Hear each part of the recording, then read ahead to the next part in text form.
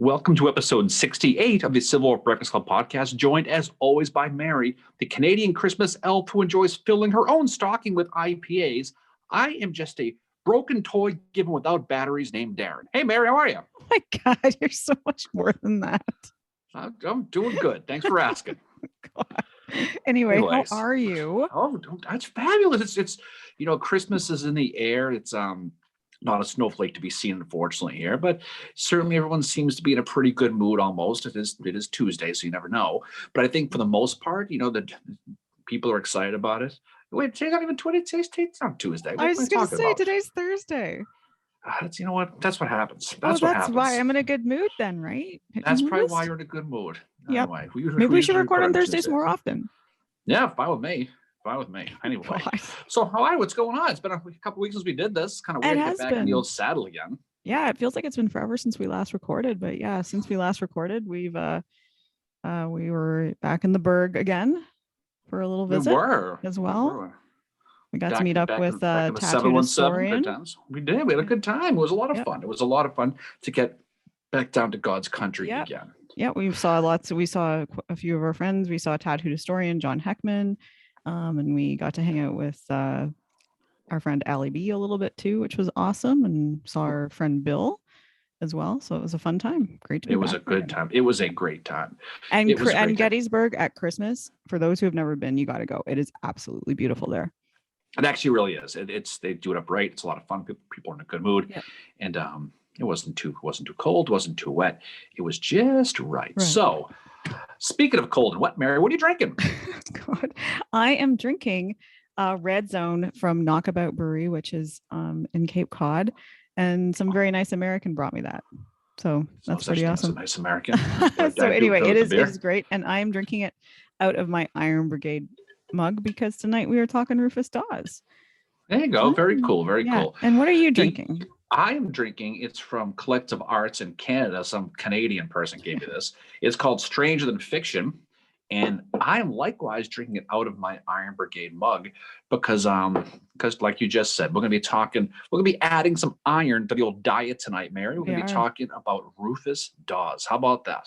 We are. And just to let our listeners know, if they want to go back and learn a little bit more about the Iron Brigade, which Rufus Dawes was part of, we did an episode about that with our friend Eric, who is also the author of Black Iron Mercy, which we would both highly recommend reading that book. It is awesome. It certainly is. So it's a good time to talk about this. We're going to talk about him. So let's talk a little bit about the old background of Rufus Dawes. Mm-hmm. Rufus R. Dawes. The R stood for nothing. He just wanted an R. Perhaps he wanted to be a pirate. Who knows? I read that. I thought that was so funny. Strange to do that. I was like, He was born the 4th of July, 1838. Which is I think that's Independence Day, Mary, here in America. I believe anyway. It is. I know you guys have up there. But it was fitting considering how patriotic that Dawes was. And we're going to talk about him throughout this episode. And that's the one theme about him is he's a very patriotic fella. He was born in Malta, Ohio, a small town. Even today is a small town. There's less than 700 people in Malta who live there now. It's about 80 miles southeast of Columbus, Ohio. And I don't know if you knew this, Mary, but he's the great-grandson of William Dawes. He's a guy who rode with Paul Revere around Boston one night in April of 1775 to warn of the British regulars coming. Yep. So, in which led up to the battles of Lexington and Concord. So, again, he has a very historical past. Growing up, he spent a lot of time in Marietta, Ohio, near his grandfather. And his parents did split, so he split up his time. He lived with his mother, Sarah Cutler, for a little while before eventually moving in with his father, who lived in a town called Malston, Wisconsin. Mm-hmm, and he moved there with his brother. And he goes to school. I believe he goes to a school in Wisconsin, and then he goes to college in Ohio as well. So he's back and forth between both states quite a bit. And that's the one thing that I thought is unique about Dawes. You don't hear much about parents separating in the 19th century. So for him to do that, and at the time when there's not the transportation that we have today, that must have been quite a long journey for him to make between those two states to see both of his parents and all that. And he's got a few siblings too. Like when he moves to Wisconsin, he's moving there with his brother. He moves there in 1855. And he is going to be 22 years old at the outbreak of the Civil War. It's amazing like how young he was. We mentioned he went to a school called Marietta College. Go Mhm. Pioneers, Mary, in Marietta, Ohio, where he graduates in the class of 1860. And then when he graduates, he does go back to Wisconsin to help work with his father's business in that town of Malson. And to what you just said, Civil War is going to break out. He's just 22 years old. Abraham Lincoln blows that conch shell, looking for 75,000 people to help squelch the rebellion. He immediately wants to join. And we said before, he's a guy who is just the quote he uses, he felt it was a glorious privilege to aid and crush the rebellion. Mhm. And like many, he thought it was going to be a little quickie. It was going to be a 60-day deal. And Ooh. like a lot of people felt at the time. Well, okay, 60 days though. But for that reason, he wanted to get involved early because he felt that if he didn't get involved, he was going to miss it. So he was Yeah. chomping at the bit to get involved. But he went out over and above though. A lot of people just signed up, they want to join. He decided to raise his own company. So in Malston, on April 25th, 1861, Rufus Dawes begins to recruit and he quickly signs 48 volunteers at the drop of a hat to join the company. Mhm. By April 30th, 5 days later, he's up to 100 guys. And they begin to meet at a place called Langworthy's Hall in the village of Mansion, Wisconsin, where naturally Dawes is going to be elected captain. So Mhm. he's got 100 guys. He's going to be the captain. Now, again, he's waiting for the official word. So they're going to decide to call themselves the Lemonweir Minutemen. Yeah. Since the nearby peaceful Lemonweir River was going to remind them of home, that's what he was going to do. So, he, like many, they signed up for that service. And it reminds me a lot of like here after 9/11. There was a great Yeah. rush of patriotism. And a lot of people I knew ran up and joined the service because they wanted to feel like they were a Mhm. part of it. And it's almost similar sort of to that regard. But he joined the military out of pure pride to put down this rebellion. He took it personally that they were trying to destroy his country that his great grandfather Yep. helped forge with Paul Revere. So he wasn't doing it for a pension or any other reason beyond just patriotism and pride. And he took it as a great honor. Now, because he wanted to he was so badly wanted to get called up in the service, he busted his butt in those Lemonweir's butts hard. He felt he was going to drill them really, really hard, but he didn't have a military background. He didn't know what the hell he was doing, but he was going to try. He wanted to get involved early, like I said. He dispatched one of his guys, a guy named John Turner, Mhm. to go to the state capitol in Madison, and he's going to go visit Governor Randall. And he wants to let the governor know that we're ready to go. Call us up. We're ready. And again, a lot of these people thought that this was going to be quick, and there was that Yep. big rush, right? There was one guy who was familiar with Dawes. It was a kind of an old codger in Wisconsin. His name was Captain Belfour. He was a Mhm. British guy, and he was like the one voice of reason, and he was trying to assure Dawes that this war was not going to be quick. He Yep. told him, and he's quoting him here, he says, "Don't fret, young man. Your country will be needed. Your company will be needed. You have no Wellingtons nor Napoleons in this country and no experience in a war. This is not a 60-day job." So he speaks prophetically a little bit about the state of the Union. He's looking around here. This is an old British guy who fought. And he's like, listen, I'm looking at your army. You guys, this is going to be a real deal. So, bide your time. So June 1st, 1861, Wisconsin has got 12 official regiments signed up. Okay. And Dawes and his company are still on that sideline with their men waiting to get that call because that's how it worked. Yeah. They And would poor call up, "You're ready." Dawes is just like he's kind of beside himself with this anxiety of wanting to get called up. And he said, he wrote his sister on, and he said, "I am captain of as good and true a band of patriots as ever rallied under the Star-Spangled Banner. The men expect and earnestly desire to go and wait impatiently their turn." So there's this impatience going on that they want to get up there. And as you said, there's this thought that it's going to be a short, just like, 60-day war. And Dawes writes, "What seemed to most concern our patriotic and ambitious young men was the fear that someone else would get there ahead of them and crush the rebellion before they got there." So he is like chomping at the bit to go. All I could picture is you standing outside the liquor store with 10 minutes till it opens, That's exactly it right there. pacing Yeah. back and forth. Yeah. But that's how he wants to go. So finally, the 29th of June, Dawes is going to get a word from a guy named W.H. Watson, the military secretary of Wisconsin, that the Lemonweir Minutemen were candidates to join the 6th Wisconsin Regiment, and they can begin to board their company on the state dime. So for $250 a week, they're going to get to board these Lemonweir guys to await their orders. The key is they got to sign 3-year papers. So this is not a 60-day thing. They're doing the 3-year deal. They're going for the full thing. So July 6th, 1861, 2 days after Dawes is going to turn 23 years old, those 94 volunteers now, he's on 94 of the Lemonweir Minutemen, are going to travel to Camp Randall in Madison, Wisconsin. They're going to officially join the 6th Wisconsin. Now, Camp Randall, Mayor, if you know this, it is located today on the site of where the University of Wisconsin football team plays, which is called Camp Randall Stadium. So if you're watching a game on TV, with Michigan beating them probably, you'll be able to see the actual area where these campers they train. So that's very cool.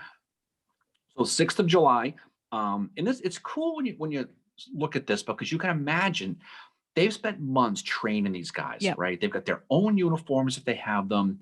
They don't really know what they're doing, but they're full of pride. So on the 6th of July, Dawes' company is going to march into Camp Randall.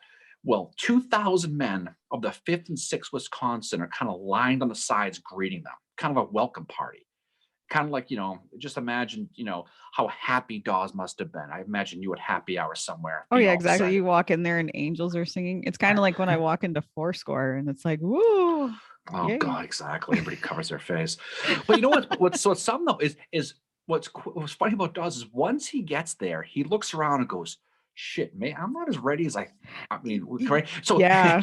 So he's going to real quickly, he's going to realize how ill-prepared his dudes are, right? So he realizes that he only taught them 2 marches, forward march and move by your right flank. That's all they knew, right? So when they marched, they moved into 2 ranks and they were tripping over each other and probably due to nerves more than I'm anything. imagining them as those guys. What was that movie that we just watched? Was that Stripes? Stripes, yeah. That's exactly how they were. That's exactly how they been, were. Right? Yeah. And the other thing too is when they showed up, they must have looked like hobos, because most of Dawes' men were dressed in the clothes of their professions. We're talking raftsmen, lumberjacks, clowns, fishermen. However they wanted to be dressed up in their real jobs is how they were dressed. And some actually wore white capes called havelocks. That's amazing. Walking the armature with a white cape, and some wore straw hats. And so that's the scene from Stripes is probably very appropriate, and they're tripping over each other. Yeah. Now it's funny because Dawes, when he gets there, he's going to meet with the adjutant of the 6th Regiment, a guy named Frank Haskell, who we've talked about, with part of the 2nd Corps at Gettysburg with Hancock and the whole deal. Haskell is dressed to the nines in his full uniform. He's riding a horse. He probably looks like like an Old Spice commercial compared to these guys, right? And and you can see picture, this Lemonweir Minutemen just standing there, probably in awe of the whole situation. Yep. Right now, well, they show up and they think they're hot shit, right? And then they show up and they're like, "Oh no, we're not." It's like Apollo Creed in that Rocky movie. He shows up dancing, he gets his ass pounded, right? No, not so much, but that's they got humbled pretty quickly. So what Haskell does, he has the Lemonweir's march with a group called the Milwaukee Zouaves. The Milwaukee Zouaves were the best drillers and trainers of all the 6th. They were the absolute best. And they marched with Dawes' men just to more show that contrast of how bad Dawes' guys were. So they must have been a little bit cocky when they got there. From there, Dawes is going to meet the colonel of the 6th Wisconsin, a great Commonwealth of Massachusetts guy named Lysander Cutler, who we talked about in Gettysburg later on. We'll talk about later. He welcomes the Lemonweirs in, gives them a great welcome speech, and he assigns them as Company K. So now they're officially Company K of the 6th Regiment. So in camp, Dawes is kind of feeling his way through, and he becomes really friendly with the commander of Company E, a guy named Edward Bragg. We'll talk about him later on. He's a future U.S. rep from the state of Wisconsin after the war, but we'll talk about him, especially when we get to Antietam. But these two are going to be kind of tied at the hip off and on throughout their careers, and they meet at Camp Randall to help set up their initial training for this Company K. Yeah, and he finally gets to write his sister to tell her that he's finally made it. I can't imagine. He must have been so excited about this. And his sister seems to be his primary correspondent at this time. And he writes his other siblings too. And he tells her that my men are not more than half supplied with blankets. And as we have cold, drizzling weather, they have suffered. It is a new life to us all, but I hope we can get broken in without much sickness. And then at the time, they all had gray uniforms. Right. And he actually says, like, he kind of feels bad when they get the blue uniforms. He's like, oh, really? The gray ones are really, really nice. So it's funny that they're in these gray uniforms. And it's on July 16th, 1861, that they are all mustered into 3 years of service. But those gray uniforms, they paid money for those, right? I know. Yeah. And then they get these blue ones where he says, and I quote, they were shoddy and sleazy. That's the phrase he used to describe them. But okay. So but you got to think though, like you have to like what that guy said to Dawes, that, this is going to be a long struggle because you guys don't have the army. You can't, like, how quickly are these uniforms being made? That's why they're so sleazy, right? They're being like just quickly mass produced, whereas these gray ones probably time was taken with them and all that. So it's just funny about that. But their training continued in camp, and a lot of the other companies had a lot of fun with them. The 6th was made up of soldiers from all around Wisconsin, including Company F under a guy named Captain Hauser, whose company was made up primarily of Milwaukee Germans. Okay, just German-speaking hard Germans. And while watching Dawes try to march, one of the German soldiers said with his German accent, "Well, now they looks like one damn herd of goose." Yep. That was the phrase they used. I was hoping you had that quote. Yeah, I was thinking of that one. And it's funny because Rufus Dawes, again, he had no military background, which is good and bad for the most part, but he doesn't know what he doesn't know. So as in camp, he's a company of the regiment, and he's a captain of the company, and he meets his paymaster, a guy named Simeon Mills. This is the guy who helped determines who gets paid the money or helps pay it out. And he wants to know to Captain Dawes, why didn't you submit the name of your servant on the payroll list? And Dawes is like, I don't have a friggin' servant. And Mills tells him, I think you certainly do, as regulations, wink, wink, require it. Servants got the captain an additional $13 a month plus 30 cents a day. So his normal salary of $68 per month will be $128 per month to help pay for your, quote, servant. So they were manipulating the system. So Dawes goes, okay. So he writes in his memoirs, and he says, I couldn't remember if my servant had red hair with green eyes or green hair with red eyes. And I happily pocketed the additional salary on behalf of the rest of the captains. I can only imagine, what kind of fun and games the employees of the DQ and Kincardine are playing, if that's how these military guys are. So they were creating a fake servant to get a paycheck for him, but the captain was getting, and all the captains were in on, even the paymaster. So when they brought it up, Dawes was like, okay, and he made up a guy, and that's exactly, so he made a little extra money on him. Say, good for him, right? Oh my God, that's creative shit right there. but Dawes guys, and it's funny because as they continued to drill, they did lose guys. They ended up losing 4 men in camp since they arrived. One of them they lost because he wanted to be a drummer, didn't know how to drum. Yep. The other wanted to be a fifer. Guess what? Didn't know how to fife. That would be me. That would be, no question about that. Although he probably had determination when he tried, though. No question about that. He certainly did. So by July 16th, you mentioned the 6th Regiment, all with 3 years papers, they're going to end up with 1,045 men for the 6th Regiment. Dawes Company K now is going to have 91 guys. Okay, pretty good. They're all sitting around this Camp Randall, and they want to go because the war is kind of started. A couple of days later, on July 21st, 1861, Mary, there was this battle called Bull Run. I don't know if you've heard of it, but it took place. We did an episode about it. I think you were paying attention. Okay, I was. And afterwards, Dawes and the rest of that 6th Wisconsin, they left Camp Randall, and they're going to be moving east.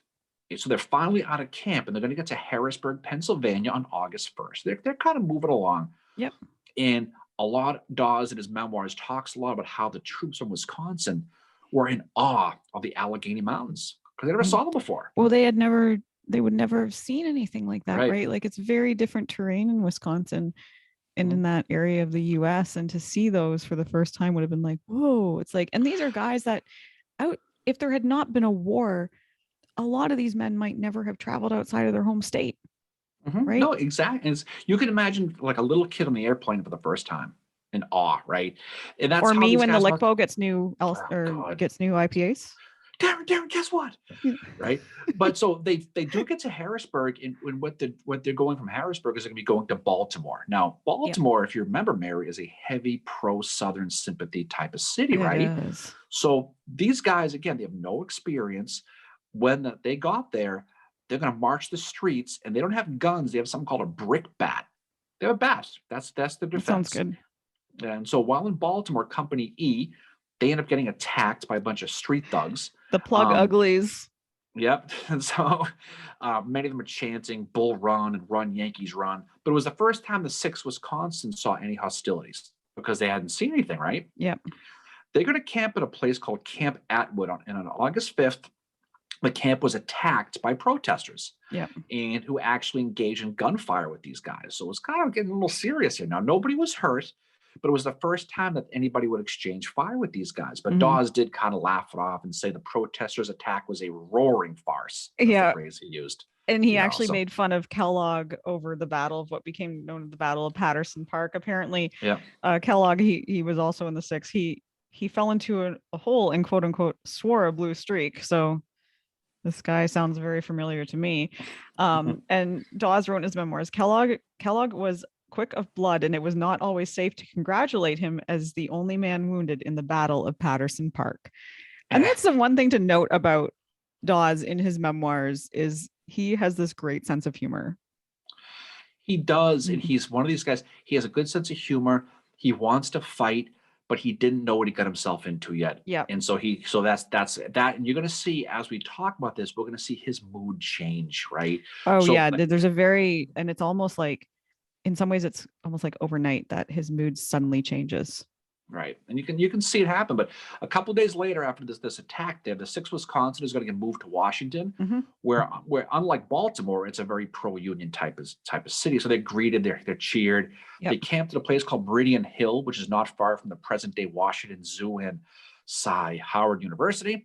It's right in that same area of town. So there you go. There's friends. There you go. But Washington in August is no picnic, Mary. It's hot, it's humid, it's miserable. Many of the men got sick with measles. Yeah. And they were just basically unfit for duty. But here is where they get reviewed for the first time by a guy named Rufus King. Yeah. The other Rufus in this talk. And he'd briefly be their brigade commander, but Dawes referred to as a homely looking fellow. That's how he described Rufus King. And King was the guy who at Second Manassas got the epilepsy and he missed. He's also the guy who helped track John Surratt down overseas after the conspiracy. So the Rufus King kind of beginning of the end. But Dawes, again, he's getting impatient. Although he's happy in camp, he wants to fight. He's hearing about these battles like Manassas and he wants to go. All they do is drill under the extremely strict Lysander Cutler, as well as the very popular Frank Haskell, who he loved and the troops loved. Yeah. And and keep in mind, it's really, really warm because it's summer and it's Washington, and Washington is, holy shit. If you've been there in the summer, that's brutal. There was a funny story I found that when they were reviewed by Rufus King, Dawes said it was enough to try the patience of a martyr, the performance of that contemptible band of ours.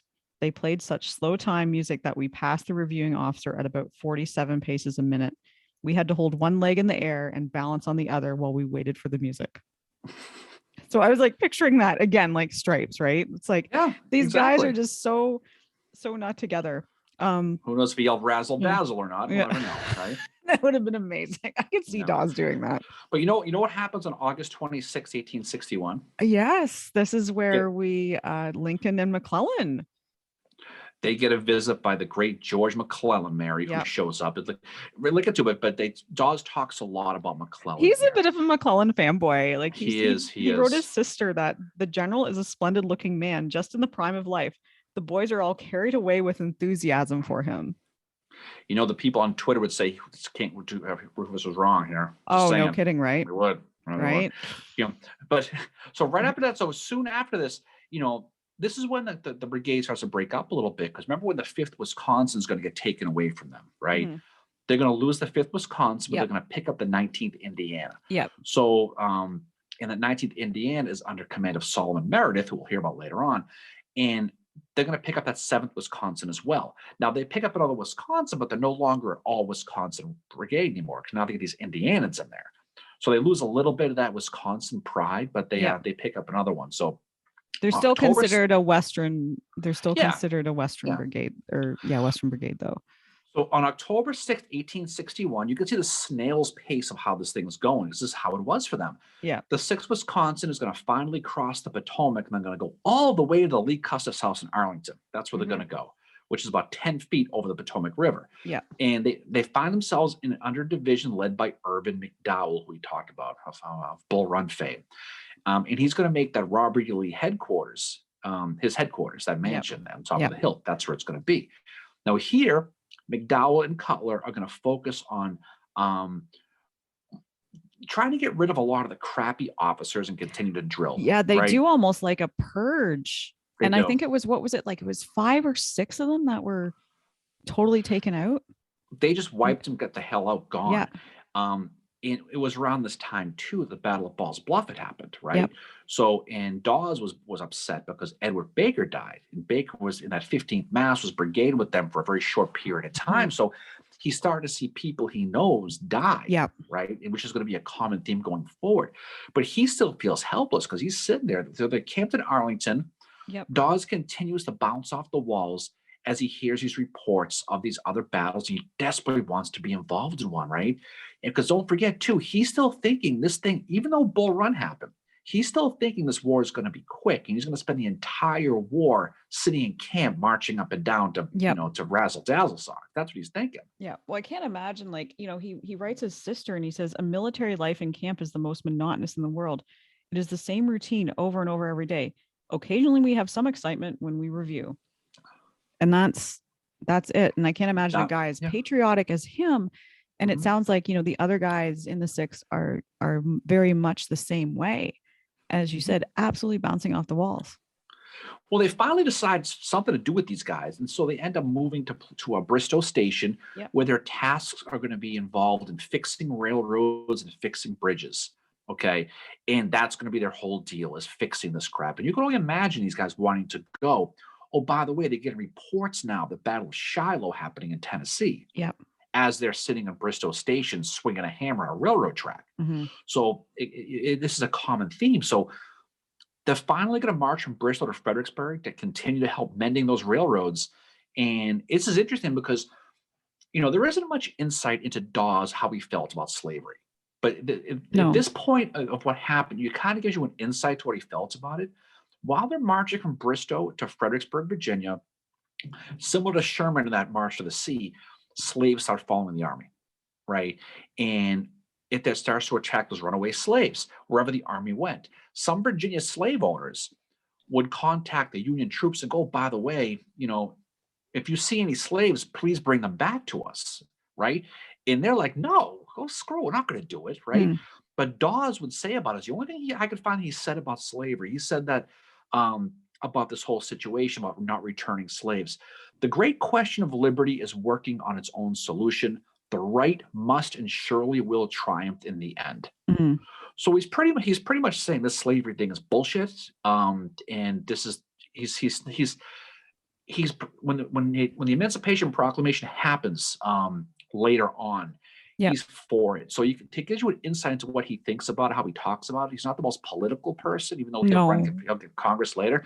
But you can see where his heart lies. But the fortune, and here's where everything is going to change. The fortune of his entire brigade is going to change on the 8th of May, 1862, when they get a new brigade commander, a hard-fighting guy from Philly named John Gibbon. Okay. And then Cutler is going to return to command that 6th Wisconsin. And this is when everything changes for them, right? So it does. Gibbon is, he's no picnic, this Gibbon, right? So Gibbon wants his brigade to excel in every single possible way. Absolutely, right? yeah. Now, this is a guy, he's a former artillerist at West Point who literally wrote the book in 1859 on artillery. The Artillerist Manual. He is going to bust these guys' balls hard to turn them into what he calls Gibbon's brigade. Now, first thing he's going to do, is get rid of those shitty uniforms. Yep. First thing. He's instead of those fading and shoddy and sleazy blue uniforms that Dawes talked about, they're going to wear these big, long blue overcoats. They're going to wear white gloves, and they're going to wear something called a hardy hat, which you're wearing right now, except theirs are going to have a feather or a plume put into it. I And need a that's gonna, feather. you could use a feather, yeah, I'd say, but that's the uniform they're going to wear, Yep. and so now they're dressed to the nines. They feel good about themselves, and they've been in service for about a year now, and they still haven't seen any action. They still haven't seen anything, but at least Gibbon is starting to make them feel like, here they all the same. Some of the men didn't like the uniform at first because it was pretty cumbersome to put on. But he's giving them a sense of, I think, pride and we're all in this together sort of thing. And like Dawes says of Gibbon that he was thoroughly educated in the military profession. He had also had high personal qualifications to exercise command. He was anxious that his brigade should excel in every possible way. And while he was an exacting disciplinarian, he had the good sense to recognize merit where it existed. His administration of the command left a lasting impression for good upon the character and military tone of the brigade, and his splendid personal bravery upon the field of battle was an inspiration. So at first the men don't really get along with him, but then they obviously come to like him very much, especially Rufus Dawes. And even after Gibbon is not the commander, he's invited to their reunions, and it just shows what an impression he made upon those men. And I think he made them what they were, right? He's the start of that. He was almost like they would just put an animal in a cage and riled him up to get him ready to fight. Yep. There's that story where they're camped in Fredericksburg and they get into some sort of fight with these rebels who were using the grave of George Washington's mother for target practice one day. They were firing bullets at the gravestone, and something happened. They were going back and forth with them. But finally, the 18th of May, 1862, Dawes and the rest of Gibbon's brigade, they're going to get word they're going to finally advance towards Richmond, which caused immense joy. Because now they're like, finally, we're friggin' doing something, not building railroad tracks anymore. We're going. Dawes said, as soon as old Abe saw our brigade, he knew we could take Richmond, and he has sent us to do it. So now you're starting to see that bravado again, that pride, that fire that Rufus Dawes had as he headed into Camp Randall, right? Now, around the same time, don't forget, George McClellan's Peninsula campaign's going on, and it's in full swing. And old Abe, he's becoming he's becoming scared of Stonewall Jackson's presence in that Shenandoah Valley, remember? Yep. And so he's going to take McDowell's corps, and he's going to send them from McClellan into the valley to go on that wild goose chase after Jackson, which has a trickle-down thing that goes all the way down to McClellan's, the Peninsula campaign. Yep. Gibbon's guys are going to be part of that. They're going to be involved in that. And so first thing Gibbon does, because don't forget, you had Stonewall Jackson had the reputation of being fast, right? Mm-hmm. That's how fast they moved. He's going to have them lose their haversacks. So they got to walk 35 miles without knapsacks. They got to carry their coats, their shoes, everything with them in their hands while they're walking, which must have been brutal, right? That sucks. And that must have been quite a thing. And they were being toyed with by Jackson because Jackson was just running around. They captured a Reb one day, and the Reb says, "You uns are pack mules and tied to Granny Lincoln's apron string. We uns is racehorses." That was the quote he used. I read that today, and I was like, oh my God. Well, that's how it was, though. They're just playing cat and mouse. So guess what happens again? They're stuck in Fredericksburg again. So it's on July 4th, which is his birthday. Yep. Dawes is going to learn that McDowell, who he calls, and I quote, incompetent, got replaced by John Pope. So things are changing. Speaking of incompetent, right? Early 1862, in August of 1862, the men are on the move again. And now they actually have a real military task. They are tasked to cut the Virginia Central Railroad. So Gibbons is going to lead them on a 30-mile march in this heat towards Spotsylvania Courthouse. And they're also going to learn that Jeb Stuart's cavalry is kind of advancing on Bowling Green with a large force, about 5,000 guys as well. So that they can, maybe this might be our chance finally. So Gibbon is going to meet with Colonel Cutler along with a cavalry commander named Judson Kilpatrick Marion. And we go with him again, right? And it's going to be around midnight, and they're realizing that they're separated from the rest of their supporting column. And they're still 7 miles away from this Virginia railroad. Meanwhile, Jeb has got 5,000 men right up their Savannah. So they're like, what are we going to do? What are we going to do about this? Right. So they're trying to decide, do we continue to the railroad or do we fall back? And they decide, friggin' YOLO, let's go for it. Let's go for the railroad. Yeah. And that's what they're going to do. But here's what happens, though. They get called back again because in 8-9, they are told they have to go ahead to a place called Cedar Mountain to support John Pope's Army of Virginia because the Battle of Cedar Mountain was underway. Yep. So they're bouncing around. They get to the battlefield on 8/11, and for the first time, Dawes is going to start to see the carnage of war. Yeah. He's going to see heaps and heaps of Confederate dead, and his guys were tasked to bury them, right? So Dawes, he's seeing the price of war, and he calls it, quote, my first contact with the real horrors of war. And the horrors of war, really, little did he know, were just beginning. And he has an itch to fight, and it turns into that be careful what you wish for very, very soon, because you just might get it, right? Yeah. And it took forever for Rufus Dawes and his guys, but specifically him, to finally see action. But when it does come, it doesn't stop, right? Yep. So August 20th, 1862, Dawes and the rest of his brigade are going to cross the Rappahannock at the Orange and Alexander Railroad, where they're going to start to see rebel cavalry. And beyond the cavalry, they're going to see rising dust from the infantry. And that dust in the infantry is going to be under James Longstreet. So they're now we're in for it now, right? Yeah. So they start to take artillery fire, which is going to become the Battle of Rappahannock Station, the first Battle of Rappahannock Station. And it was here that Dawes is finally going to see the elephant. This is the first time they're going to get involved. So Gibbon's brigade is going to be placed on the right of King's division under Pope's Army of Virginia, and they're going to begin to move forward under fire. Now, a year plus of waiting for Dawes for waiting is going to finally come to an end, and he's going to finally get to fight a battle in enemy country, right?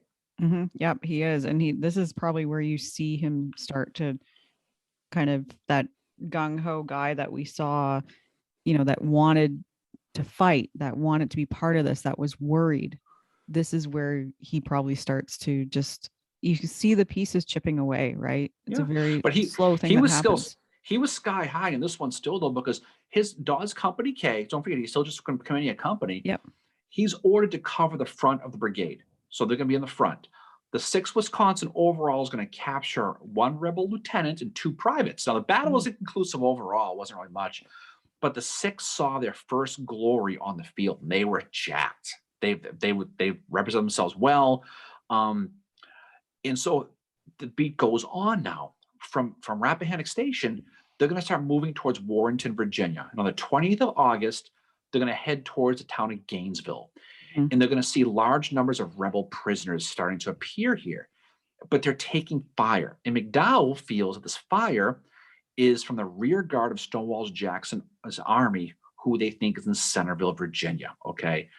And so McDowell's corps, under Rufus King's division, is marching in that direction on the Warrenton Turnpike, and they're waiting for them. And waiting for them in the woods is not the rear guard, but it's the entire Jackson left wing, right? Exactly. And this, of course, we know is the Battle of Bronner's Farm. Yep. So they're going to find themselves running into the teeth of the Battle of Bronner's Farm, also known as the Battle of Gainesville. Now, this battle is the one where it gets bad, right? Mm-hmm. Dawes is riding on his horse with the 6th Wisconsin, while the 7th Wisconsin is being supported in the 2nd Wisconsin. They're all basically getting pushed back once they get in line, okay? But the Rebs start to get pushed back a little bit, and the Wisconsin guys are all cheering. Dawes guys were lucky because the 6th was on the right-hand side, but they were kind of in a low ground area. Yeah. And so they didn't really take too much fire. It was this battle that Lysander Cutler gets shot twice in the leg. So he gets shot. And we're not going to go into too much detail of the Battle of Bronner's Farm. We've already, we have a whole episode about it. We'll focus on that. But suffice to say, the 6th Wisconsin is going to take their lumps. They're going to lose 72 guys out of 504. Dawes and his regiment, they're going to end up spending the rest of the night wandering the field looking for dead and wounded, right? Dawes talks in his memoirs about the sounds of the groaning and begging for water at Bronner's. And this was the fight that he imagined in his head. This is the battle he said that they've been yearning for, right? But he ends up seeing a lot of the post-battle stuff again. And to your point, it all starts to chip away at him, right? Yep. Rat. Rats. it does. And you think about how you always have to remember how he was at the beginning of this, how gung-ho he was. And it was kind of like one of those things where, are you looking at this through rose-colored glasses? I don't know if that's the right thing to say about this, but when you see the aftermath of it, and Dawes in his memoirs, and we'll talk about this when we get to Antietam, is very descriptive of some of the stuff he sees in battle, of what is happening. And I think it's to convey to the reader the horrors of war, that he went into this thinking this is going to be an adventure. This is going to be like, I'm going to save the country kind of thing with everybody else. And that's why he wanted to get there, because he wanted to be part of that saving the country. But when he sees that aftermath, I mean, when you're tasked the burial duty, I just think of the scene from, it's in one of Jeff Shar's books about the Battle of Shiloh, and the character of Bauer is assigned to burial detail. And it was so horrific that a lot of the men started drinking during it, because it was just such a terrible thing to do, to have to bury, even to bury the Confederates if you're a Union, but to bury your own people as well. Not a good thing, right? The other thing that Dawes does, he's very opinionated and vocal about how he feels about his superiors, right? He's very proud. Yes. So when Dawes gets back to Manassas Junction after this Bronner's Farm, he's pissed off at Pope's battle report, who feels he didn't do his men justice in the battle. Oh, he's been pissed off at Pope since the beginning. He refers to like Pope, he says, like, when Pope made that proclamation, Dawes calls it the bombastic proclamation. Yeah. I mean, Dawes was also pissed off at McDowell, who he says was, and I quote, lost in the woods the entire battle because he wasn't there. But he also says, in contrast, he says, Jackson had a clear purpose and full control of the field, which of course is a direct passive-aggressive shot at his superiors, especially McDowell, who was nowhere to be found. He says the best blood of Wisconsin was poured out like water, and it was all spilt for naught, right? So he writes about this battle. He says, Dawes writes about the Battle of Bronner's Farm. It was fought against a background of blunders, imbecilities, jealousies, and disasters in the Pope campaign, in bright relief of the gallant conduct of our heroic leader, John Gibbon. So he's basically saying Gibbon was great. Everyone else was a disaster in this. Now, of course, Pope is going to double down on this battle, the Battle of Second Manassas. We're not going to talk too much of the details about that. The 6th Wisconsin is going to be forced to cover Gibbon's retreat in that battle. They only stayed behind because they didn't get the orders to retreat, because no officer had the guts to go tell them, because it was too dangerous to go where they were. So they got stuck there. But Rufus King does credit the 6th and the 2nd Manassas. He says the 6th Wisconsin was the last to retire and saluted the approaching enemy with 3 cheers and a rattling volley. So they were earning their chops. They were, no doubt about it, they were brave. Yeah. And the show kept moving for them. September 1st, 1862, they'd gone to Fairfax, Virginia, and then to a place called Upton's Hill. Now, this is the same day as the Battle of Chantilly on September 1st, right? Yeah. On the 5th of September, he writes to his mother. Again, he's always talking to his mother. He's a mama's boy, this one, right? He says, and it becomes something more of a regularity, right? As these battles were going on, he tended to write to her more regularly as it went. Yeah. And his tone and his bravado were starting to slowly change in his letters. So he's seeing death up front with increasing regularity. Some of his closest comrades are being killed right in front of him.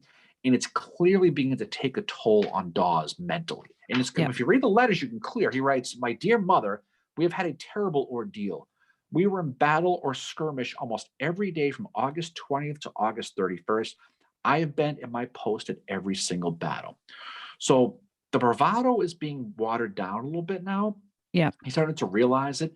Now, if you remember how the mood was in Washington at the Second Manassas, I mean, it was like my house after that Patriot game the other day. I know what that was like. That was not a good thing. I don't even know if Love Actually would help that. I'm doubling down. Bronner's Hill to Manassas too. There you go, right? So, but the mood was obviously really, really bad. And there was one funny story about Lysander Cutler, which is kind of funny. So Lysander Cutler, for some inexplicable reason, decides he's going to go to Washington and pay a visit to Edwin Stanton. Just because. Yeah. After Second Manassas, right? So Cutler has been shot in both legs, and he's walking on a help of 2 canes. Just imagine that, right? Cutler is going to walk into Stanton's office, and Stanton looks at him and angrily says, "What in the hell and damnation are you doing here in Washington?" Right?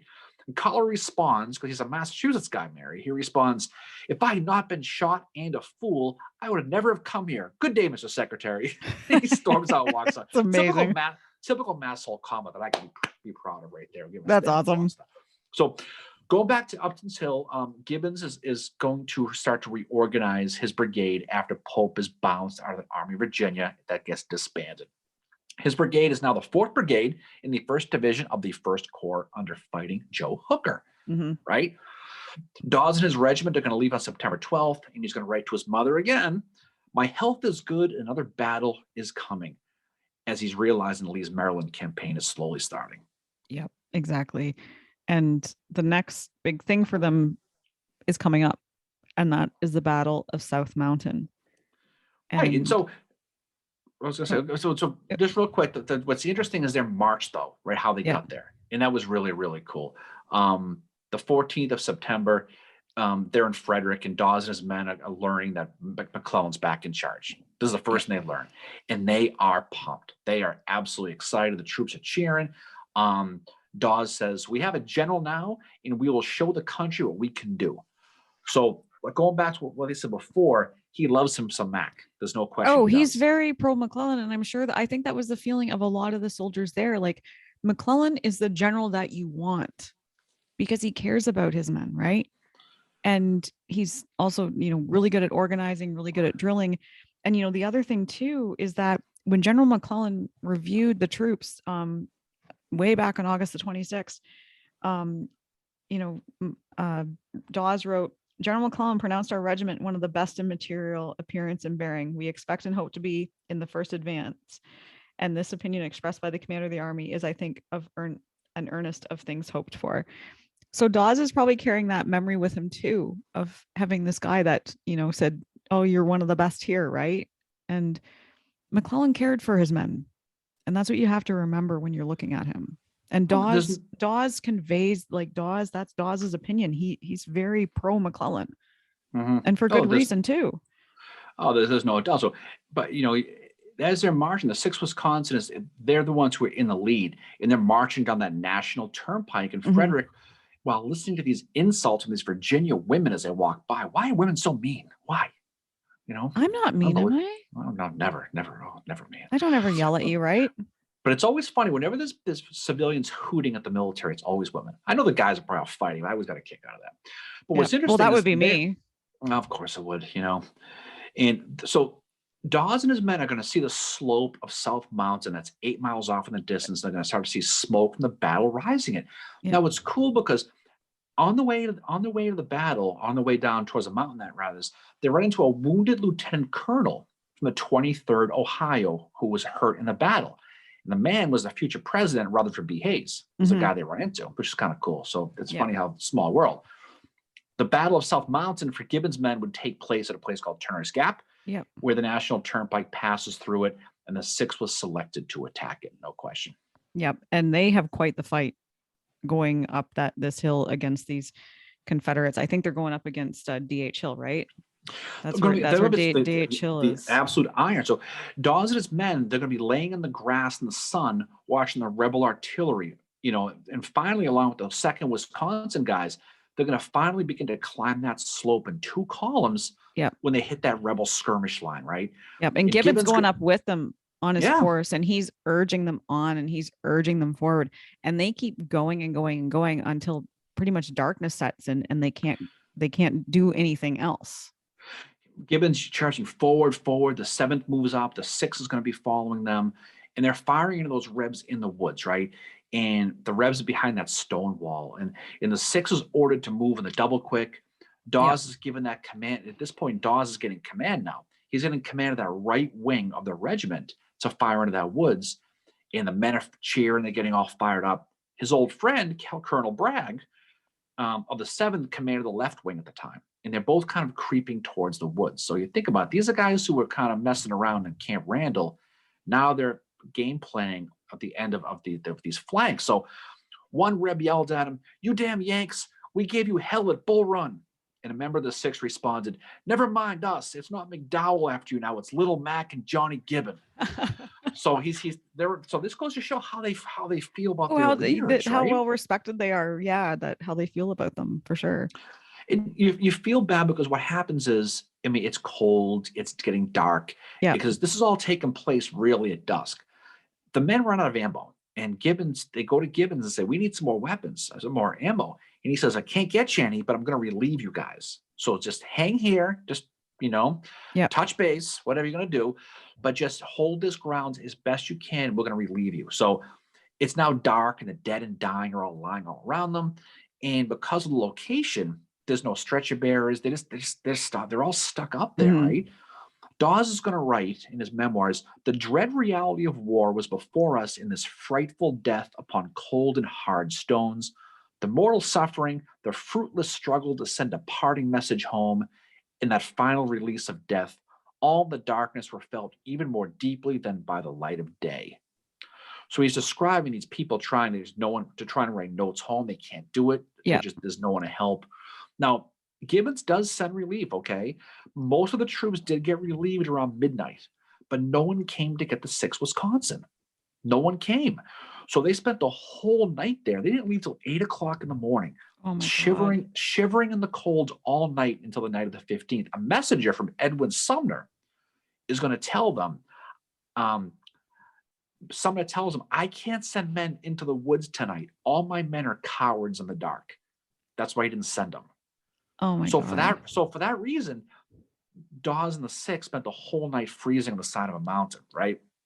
And everyone knows that this battle earned them the nickname the Iron Brigade, all that stuff we talked about. And who knows if it was McClellan or Hooker who said it to each other, but apparently McClellan and Hooker were up at the HQ, and McClellan's like, "Who are those men?" And Hooker's like, "Oh, those are mine." And one of them said, "They fight like iron." And from there, they become the Iron Brigade. Oh, so they definitely got a lot of accolades. Eventually they do finally get down from the mountain, and they start to push down that turnpike again. And this time the loyalists of Maryland are cheering. They get to a place called Boonesboro, which is not far from Sharpsburg, Mary. Yep. And the locals are all cheering. They tell them that the rebel infantry was just coming through here with General Lee, and they are completely in disarray. And Hooker is going to tell them, Joe Hooker, that they have intel of their 40,000 Rebs gathered on a nearby ridge beyond a creek called the Antietam. Okay, so you can see where this is going. Yeah. Right. It's headed right for the Battle of Antietam. So 9/16, the day before, Dawes and his men are settled in the same woods in just north of Miller's cornfield, and it's raining. It's a drizzly rain. They all know the next day's battle is coming, and they know it's going to be freaking doozy. They just know it, right? Yeah. In the impending battle, and the rain is making everybody miserable. Dawes writes, "Nothing is more solemn than a period of silent waiting for the summons of a battle," right? Now, what they didn't realize is where they camped that night. They couldn't tell because it was dark, but when the sun came up, they were right in the middle of the artillery, right in range. Yeah. So the next morning, they fall under artillery fire. Yeah. Unbeknownst to them, they put themselves right in the middle of a shooting fish in a barrel. Yeah. And this is where you start to see some of Dawes's very graphic details of this battle. And this is, again, the chipping away at what is happening to him. And he says that Captain David K. Noyes, his foot was torn off at this one percussion shell that dropped, and another man in his company lost both arms. And again, this is from a percussion shell. And this is at the very beginning of the battle.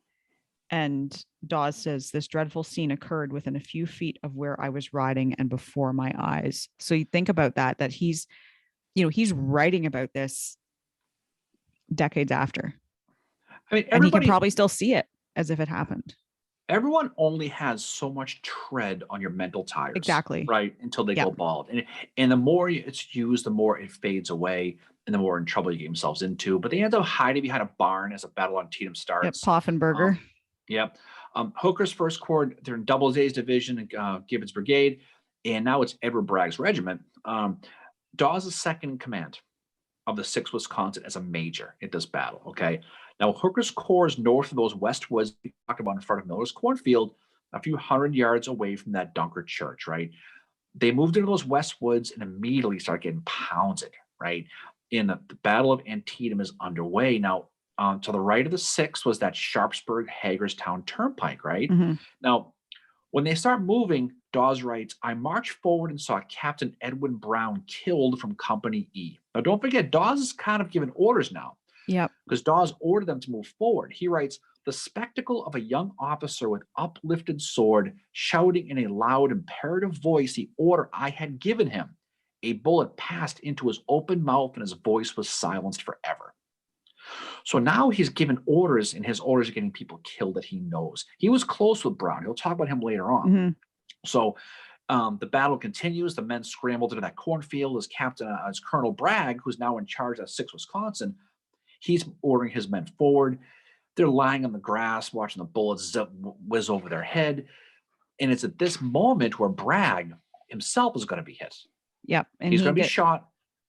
Yep. Yeah. And so he's going to be hit. And now Dawes is going to be forced to assume command of the 6th Wisconsin. Now he's in charge of the regiment. He's going to continue Bragg's order to move forward into that cornfields. And this is that mentioned Captain Kellogg, his line, right? Where one of his captains, he says, they're being ordered to cross the turnpike into the cornfield. He yells to Dawes, please, Major Dawes, it's impracticable. The first is murderous. It's just, you can't do it. But they do it anyway. They move in and several men were shot down immediately as they cross that turnpike into the cornfield. Just picture men are falling everywhere. The dying, Dawes said the injured were lying, waiting and praying for death. To come and take them away. And so the Battle of Antietam goes on. The Rebs finally get drawn back. Dawes is going to push forward to Dunkard Church, and they're finally going to the 6th Wisconsin is going to get driven back because the Rebs are going to get support. And there's that story where Dawes is going to grab that flag because his men are scattered. They're running. They're full gallop running from the Dunkard Church back. He's going to grab that blue Wisconsin flag to rally his men, and he's going to gather about 200 of them back together again. And noontime, Gibbon's going to arrive. And I guess he's covered in black powder. What the hell he's been doing? But he's covered in black powder, right? And he wants the 6th now to save 2 guns from Battery B of the 4th U.S. And so they were being challenged by the rebels. And at this point, 280 men enter that cornfield, and 152 were killed or wounded already. That's how vicious this was. Dawes called it the most dreadful slaughter to which our regiment was subjected to in the entire war. But you know what happens? They support the guns, and they said they saved them. Dawes is going to see who? He's going to see Colonel Bragg. So he's happy to see he's still alive. And they remain there at that battery for the most part for the rest of the battle. But after the battle, you read the quotes that he writes, and Dawes was clearly shaken at what he saw. There's no question, whether it be guilt from issuing some of the orders or just the visuals. But some of the quotes he had about this battle are ones that haunted him, and you could really, really see it. Yeah, you absolutely could, from the ones that I read earlier where he saw the guy's foot torn off and the guy's arms. And the one thing I thought of is that scene from Glory, where you see the guy's head get ripped off. That's shit that Dawes would have seen as well. Yeah. And that's the exact scene I saw. Like I was trying to think, what is this like that I've seen in a movie before, like how, it's like you said that opening scene of Glory at the Battle of Antietam. Or at the beginning of Saving Private Ryan, even one of those. Yeah, battles, exactly. Right? Yeah. But he's going to write, he writes about the Battle of Antietam, about the dead. He writes, the piles of dead were frightful. My feeling was that the Antietam Turnpike surpassed all manifest evidence of slaughter. I trembled with sleep. I trembled with every step with fright, he wrote. I rode through the narrow lane made by the piles of bodies swollen black under the hot sun. Friends and foe were indiscriminately mingled. So he's literally walking his horse through a little path that was created by pushing the dead people out of the way. That's what he's talking about. Now, in the previous 45 days up to this point, they were engaged in battle in 11 of them. That's almost 25% of their calendars were in battle. Now, this comes from a guy who was itching a fight, who sat around for a year, and now he got thrown right into the meat grinder. Yep. And he's beginning to realize that this is not the adventure that he thought it was going to be. No. And he's conveying that in his memoirs. And that's why his memoirs are so important. Yeah. Right. And he writes to Mother again on the 23rd of September. He's going to write to her. And you can see the toll of his mental fiber becoming evident more and more, right? He writes, I have for a day or two been suffering from a severe attacks of a bilious sick headache, the result of these trying times. My best friend in the regiment, Edwin Brown, was shot dead, and Captain von Bichel was shot dead, and his Newfoundland dog lay upon his dead body. Right. So this is what he's writing to his mother now. No more bravado, no more fired up, no more save the Union. And now he's writing about the stuff he's seeing, and you can see how it's changing. And the war, though he was so anxious to join, was now destroying him from the inside. And it's very obvious that it was. You know, by October, Gibbon's brigade is going to add that 24th Michigan under Henry Morrow. And October 3rd, Lincoln's going to visit. You know, shall I say Lincoln? He's going to visit Antietam, who Dawes called towering like a giant, is the phrase he used to describe Lincoln. Yeah, and he visits, and you know, it's morale's not good, right, at this time. But I guess Lincoln visiting probably would have raised it a little bit. No, I think it was probably not that great considering what had just happened, because don't forget what happened a couple of days later, right? Yeah. They got rid of McClellan, and that was bad. Yeah. So McClellan's gone, replaced by Ambrose Burnside. Yeah. And now John Fulton Reynolds is now commanding his corps. Now Admiral Doubleday is going to command Dawes' division, right? Dawes talks about how angry the troops were about McClellan being sacked. And he talked about how many officers were ready to resign on the spot that day. That's how pissed off they were. This is something that you have to, when you're looking at how we view General McClellan, a lot of it is through the eyes of Abraham Lincoln, right? Or just kind of from the Lincoln perspective. When you look at it from Dawes' perspective and from this soldier's perspective, it changes it a little bit. And, you know, we did that episode about that. We were talking like, you can't blame McClellan 100% for a lot of this stuff, but Dawes is very pro McClellan, and you lose that guy that has your back and that is taking care of you to this guy that you probably don't know him. I doubt if many of them knew who Ambrose Burnside was, you know, and here he is, he's suddenly commanding your army. Yeah, and things are going to really change quickly going forward. I mean, you're just one of those, you know, change is going to continue by the end of the year. They were at the Battle of Fredericksburg. We're not going to talk too much about Fredericksburg, but they were there.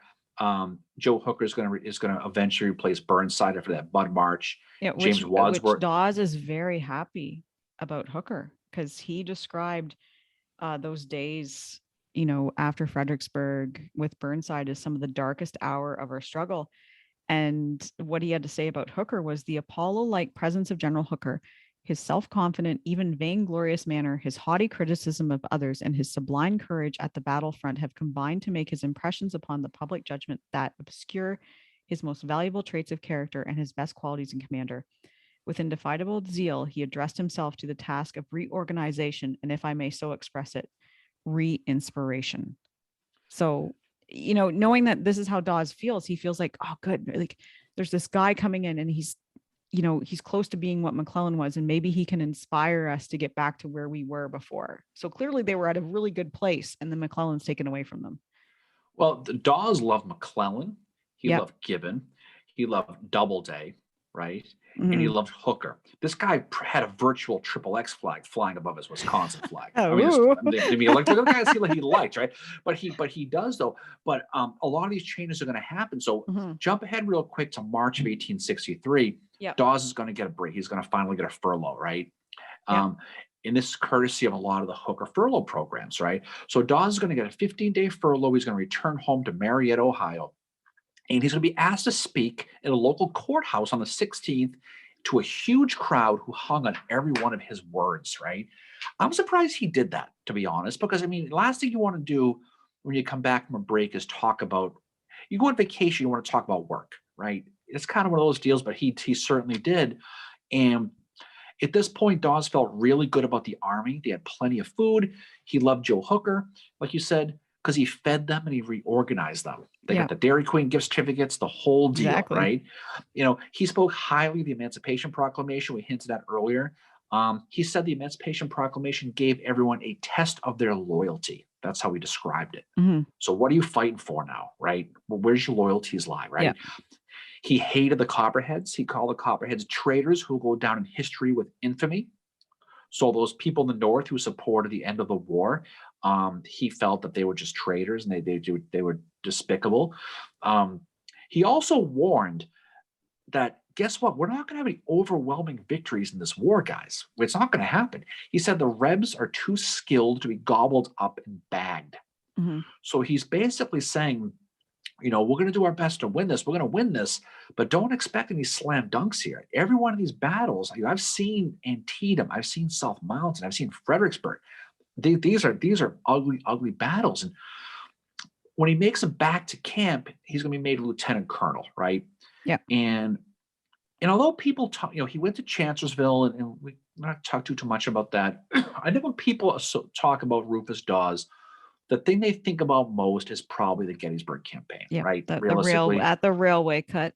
Right. So by the Gettysburg campaign, the Iron Brigade has 2,200 guys, and they're comprised of 5 regiments: the 2nd, 6th, and 7th Wisconsin, the 19th Indiana, and the 24th Michigan, right?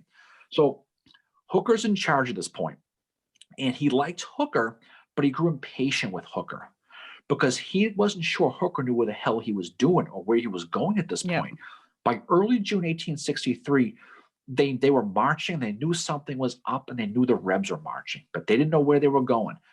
There were a lot of starts and stops where they were told, you're going to be up all night breaking down your tent. We're going to be leaving first thing in the morning. So they'd be up all night. They break their tent down. They'd be ready to go in the morning, and they'd sit there for 2 more days. And they would just sit there. There was a lot of that, right? Hooker had this balloon, this recon balloon that Dawes said was always up in the air.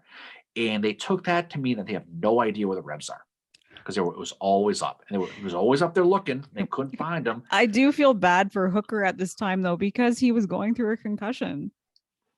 He was. And there's that backstory with that. But he certainly was. But the troops, although the mood was really, really good, they got the Corps badges. They got a better artillery system. They're getting fed. But they're still frustrated. Because now they know something's going on. And you know where they're getting all their information? The newspapers. That's how they're finding out. They're getting, newspapers being delivered by the messengers, headlines, rebels in Pennsylvania, And so what Dawes was afraid of was he was afraid of having to go back to Antietam and fight in that battlefield again, because that was a mental block for him. He writes about that battlefield. I never want to fight there again. The flower of our regiment was slaughtered in that cornfield. So he's like, he goes, this is all looking like this could happen again in Sharpsburg, right? And on the 27th of June, back near South Mountain again, they're in that area. They keep moving. On the 28th, they find out Solomon Meredith is now in charge of the Iron Brigade. So that's how he ends up being in charge of that.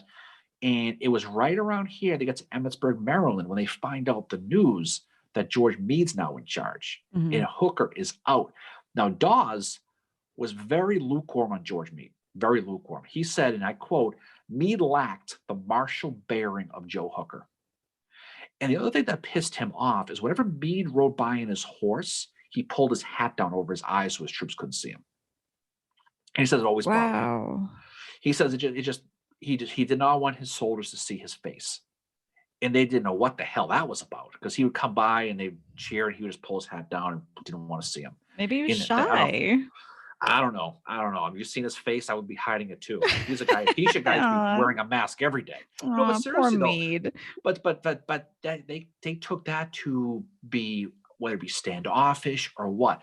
But he wasn't Joe Hooker, and that was what bothered a guy like a Rufus Dawes, right? Well, Joe Hooker was just so, like, as Dawes describes him, he's like, he is very arrogant, but he's also very, like, just, he's got this zeal that brings that out, same thing out in the troops for re-inspiration, right? Like, and Dawes had seen him fight at Antietam as well. Like Hooker's wounded at Antietam too.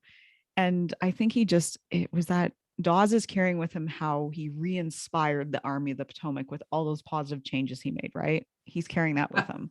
I think Meade's biggest problem was that he wasn't Joe Hooker. Right. Yes, exactly. And he wasn't George McClellan. Right. Yeah. And I think anybody who was going to come along was going to be compared to one of those two exactly, guys. Right. Exactly. And I think that's what it was. Right. Yeah. So, but regardless, July 1st, 1863, Dawes is going to get orders to pack up and march immediately towards the town of Gettysburg, Pennsylvania. Okay, it's really early in the morning. Now, the 6th was the last to move in this brigade. They were the last ones. He had 340 men marching down the Emmitsburg Road, and they're all singing that song, "The Campbells Are Coming." That's the song they were all singing. And they did that to show, as a show for the locals, basically. They were probably sitting at the Reliance Saloon probably as they were marching by, in the distance. Great place to close out the night at, by the way. It certainly is. But at this point, John Buford's cavalry is doing their thing west of town and north of town. They're doing the fallback thing. Yep. Stalling guys like James Archer and Joseph Davis. That's all going on really around that same time, right? As those guys are advancing on. Now, when they finally get to near the Cadore farm, they start to run across the field towards Seminary Ridge, where Solomon Meredith is going to tell them to form their line. Okay. At this moment, they're standing probably right around where the Seminary Museum door is, right around there. At that moment, Dawes is going to learn that Doubleday is in charge and that their corps commander, John Reynolds, is dead. He's going to find out. Now, they don't really tell anybody, but the 6th is going to be held in reserve by Doubleday. Okay. Doubleday is going to tell them to lay down on the reverse slope of the field between Seminary and Herbst Woods in the front. So the Wisconsin troops, the rest of the Iron Brigade, the 19th Indiana, the 24th Michigan on the left, they're in those woods fighting those Carolinians, right? The 6th is lying on their stomachs, and they can't see it, but they can hear it. So imagine that little road that cuts in front.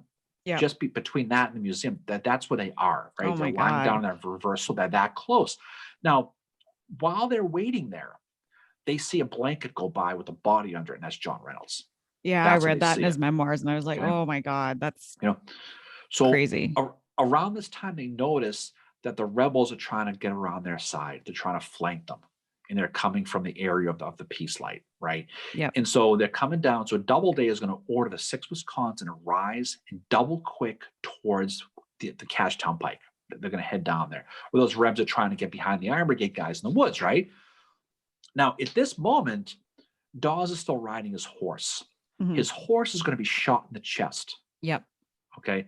And he's going to survive. But the bullet went into his chest, 17 inches into the horse's chest. And he lived, but this means Dawes is going to have to be riding on, he's going to be on foot the rest of it with his troops. His horse, he can't use his horse anymore. So the 6th Wisconsin is going to charge. And they're going to stop at that fence at the Cashtown Pike while the Rebs are running at them. And he says that it looks like the earth swallowed them up whole, is what he said. Yeah. Because they all jumped into that unfinished railroad cut. Yeah. And he describes that the fire that his men met going into this was murderous. And he said to climb that fence in the face of such fire was a clear test of mettle and discipline. Yeah. Now, Davis, Dawes has got the 95th New York on his left, along with the 14th Brooklyn. And he's going to tell a guy named Edward Pye, the major of the 95th New York, we must charge. And Pye looks at him and says, well, then charge it is. Yeah, that's the side. That's how they're going to do it.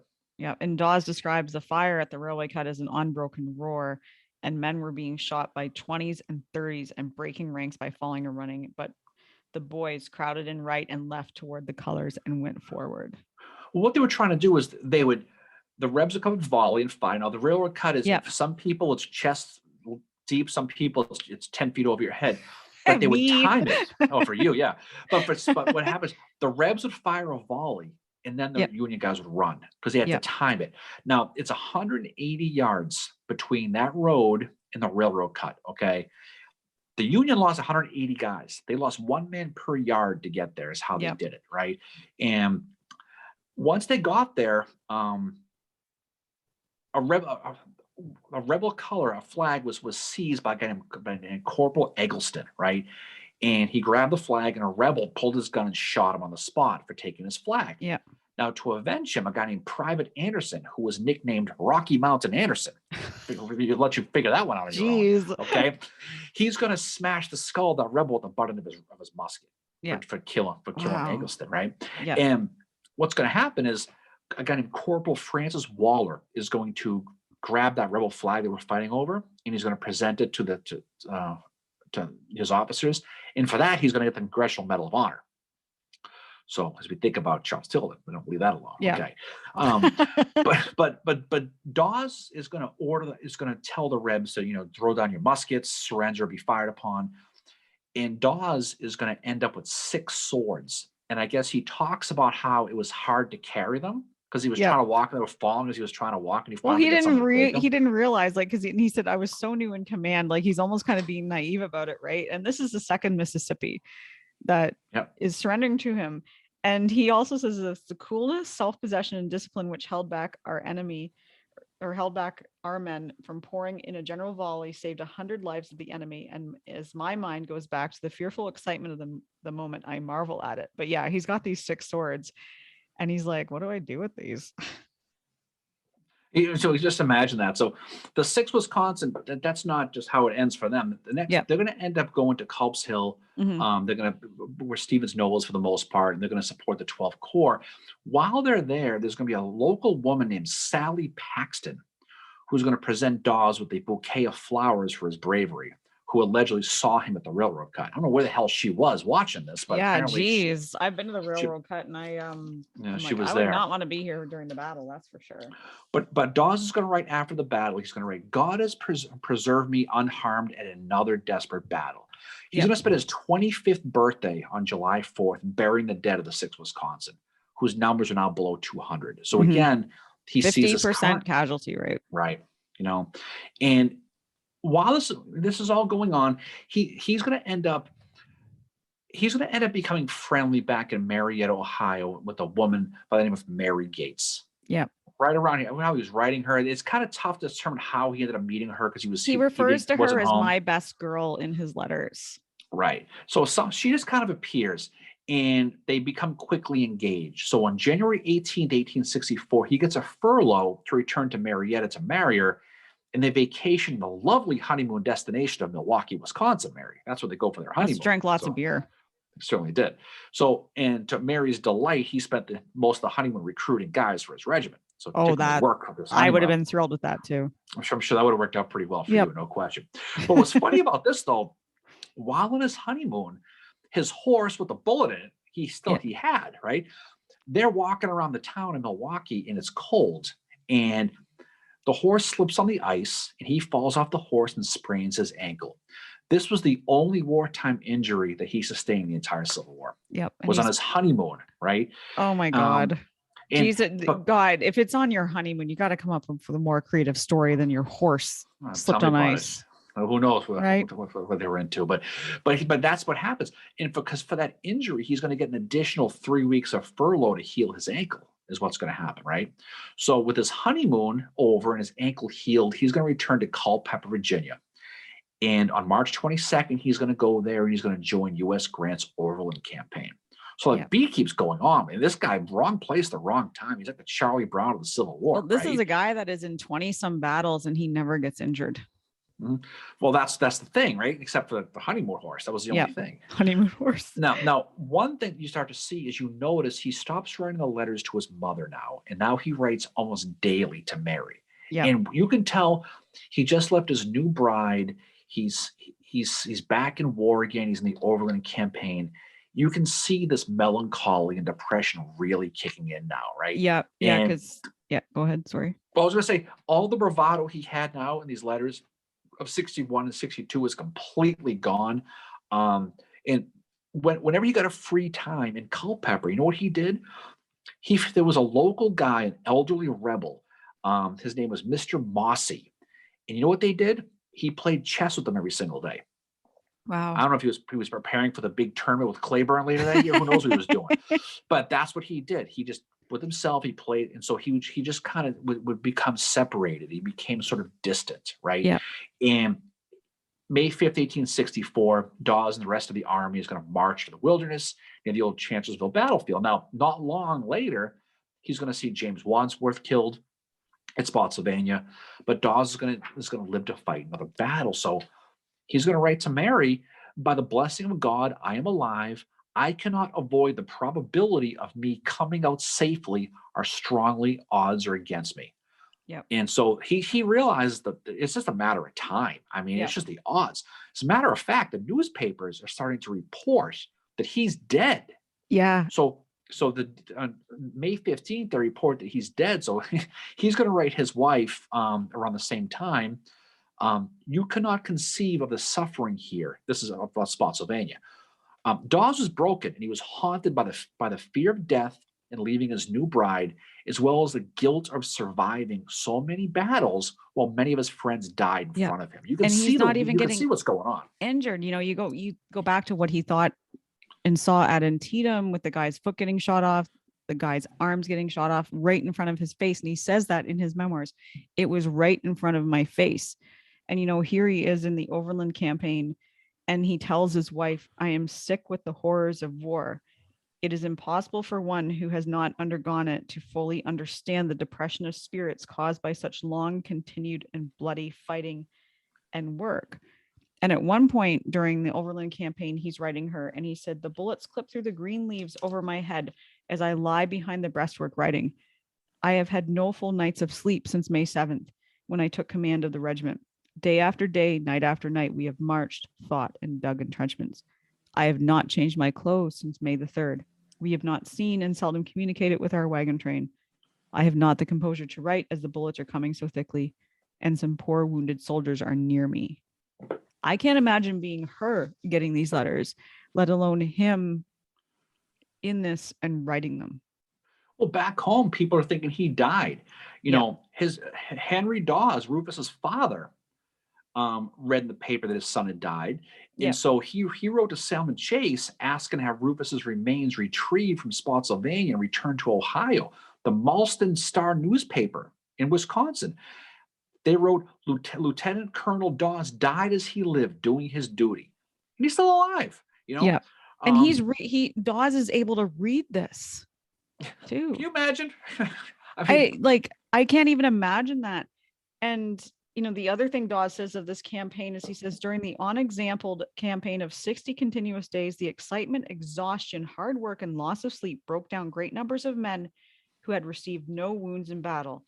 Some who began the campaign with zealous and eager bravery ended it with nervous and feverish apprehension of danger in the ascendancy. Brave men were shielded if their records or other occasions justified another trial, which ordinarily resulted well, but cowards met no mercy. I mean, to Dawes' credit, he's going to stick it out. He's going to stay with his army right up to the siege of Petersburg. He's going to be at the crater. But on August 10th, 1864, he's had enough, and he's going to be mustered out. Enough is enough, and he is done. So in the end, for Rufus Dawes, he fights in 20 plus battles, and his only injury was that sprained ankle on his honeymoon. I mean, you take this guy to Vegas, Mary, as far as how that works, right? Exactly. Now, but that really weighed on him, though. That whole not getting injured is something that weighed. And you look at him, the whole not getting injured is weighing on him, because he's like, wow, I've seen my friends killed. Why wasn't I in their place? Is probably what he's thinking. And you can't imagine how many other men are probably thinking that too. No doubt. I mean, the war is going to end. He and Mary are going to end up having 6 kids. Okay. So including a son, Charles, who's going to later be the vice president under Calvin Coolidge. So he's going to continue that lineage, right? Rufus is going to open himself up a lumber business, and he's going to dabble in the growing railroad industry. And he'll find himself serving a 1-year term in Congress in 1880, of all things. He was offered a position as the minister of Persia in 1897 by President and fellow Antietam veteran and coffee chaser William McKinley. But he turned it down. The days of service were over for him. And the thing about him is his body and mind were clearly sick, both of them. Around age 50, his health began to deteriorate. His body began to fall apart. He spent the final 7 years of his life in a wheelchair. He'll eventually die on August 2nd, 1899. At the age of 61, that's all he was. Yeah, he's only 61 years old, and he's probably the first case I shouldn't say first case. He's not. But He's certainly not. PTSD is what he has. He clearly did. He clearly did, and his body fell apart. And the thing about Rufus Dawes, in his memoirs are interesting. The final paragraph in his memoirs, I read a lot of these memoirs, and what was unique about this one, the final paragraph was a paragraph written by him to himself. Mm-hmm. And he writes, "A generous courage was spurred by ambitious hope, but you have lived to see spring up as the result of your suffering, trial, and victory, the most powerful nation in history, and the most beneficent government ever established." So he wrote that. Bottom line is they don't make Rufus Dawes anymore. They don't. They just don't. But he was a guy who fought for his country, wanted to, out of pure patriotism. And we talk a lot about John Bell Hood, his sacrificing his body for the altar of the Confederacy. You say that phrase all the time. Yeah. This is a guy who was sacrificing his body and mind and didn't even know it until it was all over. No. And you see it slowly chipping away at him. And he writes his wife in December of 1881, because he's in Washington. He said, "I have today worshipped at the shrine of the dead. I went over to the Arlington Cemetery. It was a beautiful morning, and the familiar scenes so strongly impressed upon me during my young manhood were pleasant. Many times I went over that road, admiring the beautiful city and great white Capitol, while its thin unfinished dome, going to hear the great men of the day in Congress. An ambitious imagination then builded castles of time when I might take my place there.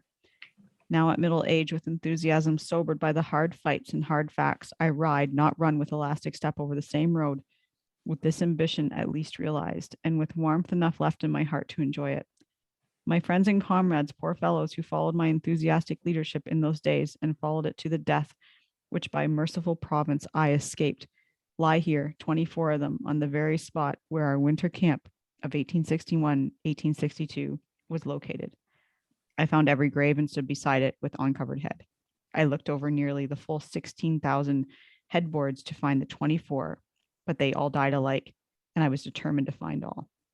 Poor little Fenton, who put his head above the works at Cold Harbor and got a bullet through his temples and lived 3 days with his brains out, came to me in memory as fresh as one of my own boys of today.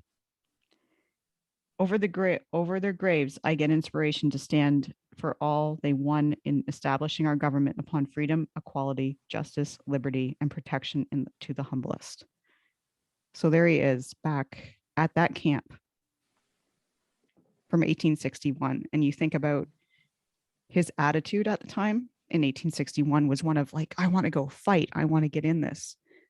And he's back standing there in that same place where his friends are buried. Yeah, absolutely. He began fighting in 1861. He died at the age of 61. So life is circular, there's no doubt about it. Yeah. So, but I think that's a good place to drop off, I think. I think so too.